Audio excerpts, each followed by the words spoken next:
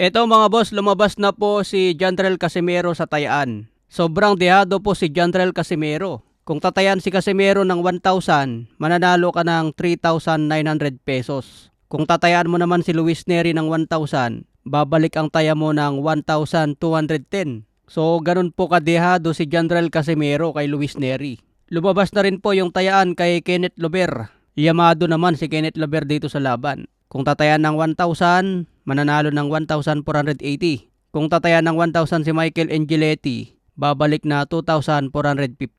So bahagyang yamado po si Kenneth Lover mga boss. Kaya mukhang masarap tumaya kay Jandrel Casimero dahil malaki po ang balik. Lalo na kung tayaan nyo yan ng malaki, malaki din ang babalik mga boss. Lalo na sinasabi ni Jandrel Casimero na mananalo siya kay Luis Neri. Pero mahirap na minsan magtiwala mga boss dahil nangyari na yan kay Kameda. Sinabi rin dati ni Casimero na papaldo kay Kameda at ipusta na lahat, pero natalo po siya kay Kameda. Samantala promoter na si Koki Kameda, napaiyak pala habang ina-announce na matutuloy na ang laban sa June 6. Dahil inamin niya po ni Koki Kameda na nagkaroon sila ng problema, lalo na sa pinansyal. Siguro napaiyak si Koki Kameda dahil nasolve na ang problema sa kanyang promotion. Nagpasalamat nga po siya sa chairman ng Cyber Agent at Abema TV. Dahil sa tulong nila nakasurvive si Koki Kameda. Samantala, sold out na nga po agad ang ticket sa laban ni Jandrel Casimero. Co-main event nga po sila Casimero dito mga boss at main event si Masamichi Yabuki versus Rene Calixto. Kaya abangan po natin ang matinding bakbakan ngayong June 6. Samantala, nangyari na rin ang unang pagharap ni Dimitri Bivol versus Michael Eifert. Ito ang muling pagbabalik ni Bivol matapos ang panalo niya kay Artur Beterbiev. Mangyayari nga po ang laban ngayong May 30, malapit na mga boss. May kartada si Eifert na 13 wins, 5 KOs, may isang talo.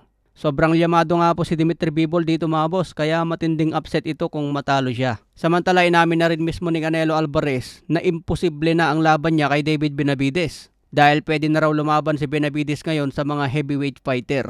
Malabo na raw na babalik pa si David Benavidez sa 175 pounds. Sinabi rin ni Canelo na dati nung magkatimbang sila sa 168 pounds, hindi naman daw kasi champion si David Benavidez noon kaya hindi niya nakalaban. Kung nagkataon na champion daw si Benavidez sa 168 pounds dati, baka isa si Benavidez sa mga nakalaban ni Canelo. Sakto kasing natanggalan ng WBC belt si David Benavidez noon dahil nag-overweight. Kaya sayang yung pagkakataon na yun mga boss. Pero tingin ko talagang ilang si Canelo kay David Benavidez. Samantala, Tank Davis wala pang comment tungkol sa order ng WBA na kailangan niya labanan si Floyd Scofield. Matatandaan na ginawang champion in recess si Tank Davis dati. Hindi pa man tuluyang tinatanggal sa kanyang WBA, kaya binibigyan siya ngayon ng tsansa na magdepensa muna ng belt. Kung hindi siya lumaban kay Floyd Scofield, may karapatan na itong WBA na tanggalan siya ng titulo. Okay mga boss, yan lang muna ang update natin ngayong araw.